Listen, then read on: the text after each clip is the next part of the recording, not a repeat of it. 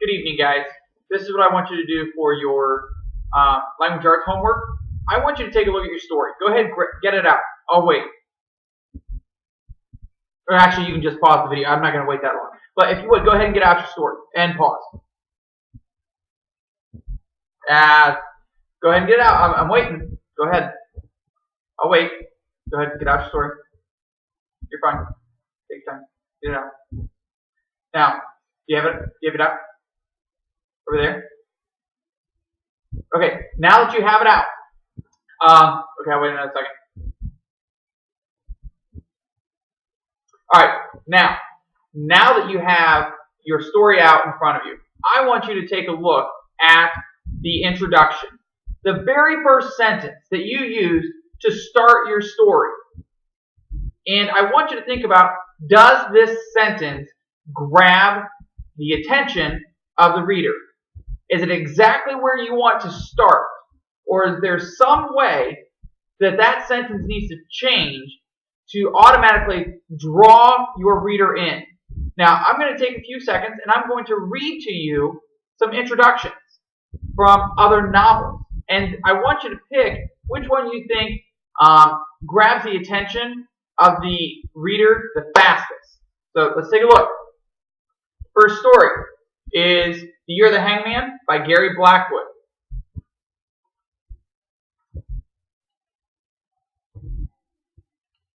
By the winter of 1776, the American Revolution seemed doomed. Oh, I'm sorry, that was just the introduction. Let's get to chapter 1. Chapter 1, here we go. At least 1 week, Crichton Brown's mother predicted that he would come to a bad end. That's the very first sentence. That's the very first sentence. The character is going to come to a bad end? What? What does that mean? I want to read further. Maybe that's because I'm an English teacher. But still, I would really like to be drawn into that book. Alright, next, we have Number the Stars by Lois Lowry.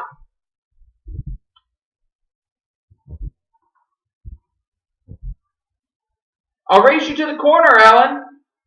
Anne Marie adjusted the thick leather pack on her back so that her school books balanced evenly.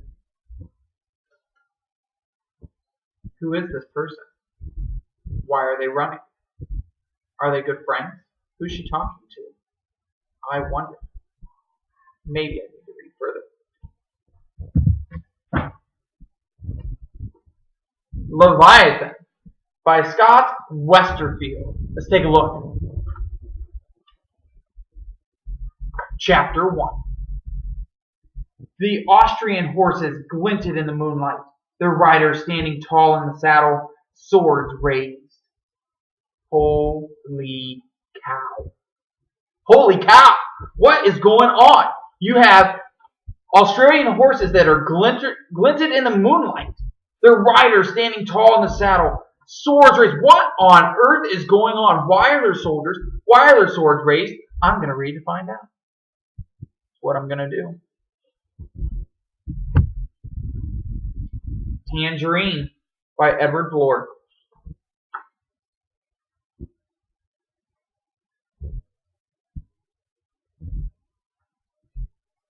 The house looked strange.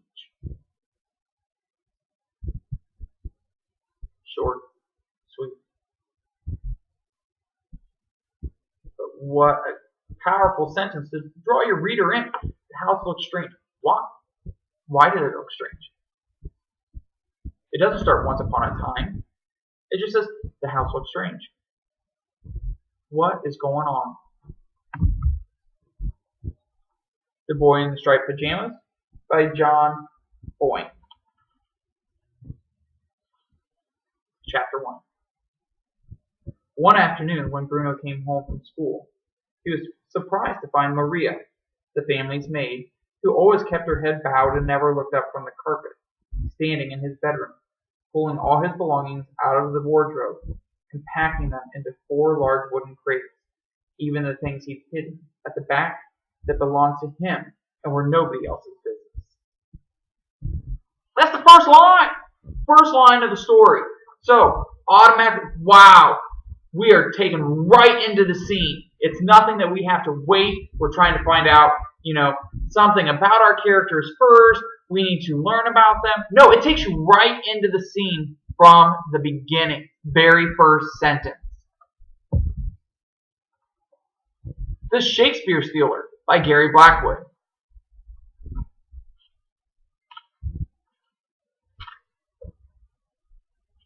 I never knew my mother or my father. Automatically going to draw the reader in. Why has he never known them? What happened? What's going on? Your first sentence should draw your reader in to such a degree that your reader has questions from the first sentence. Because those questions need to be answered. Those questions need to draw the reader to want to know more. That first sentence needs to be powerful. Hunger Games by Suzanne Collins. When I wake up, the other side of the bed is cold. Automatically, we're taken into the scene. We're taken immediately into the story. There's no waiting. There's no, hey, let me get to know my character. No, taken immediately into that scene.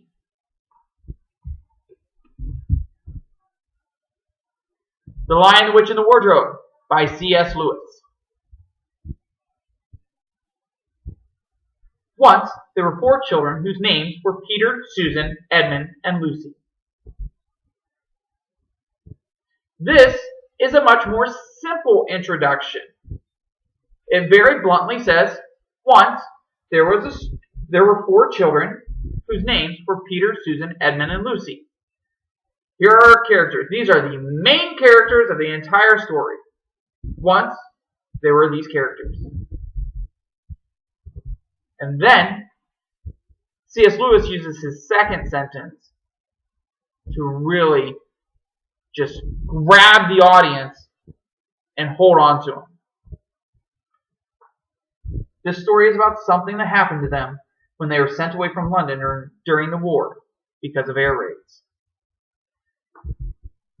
That second sentence is where he grabs his audience and holds on to them so that they stay in the story. Soldier's Heart by Gary Paulson.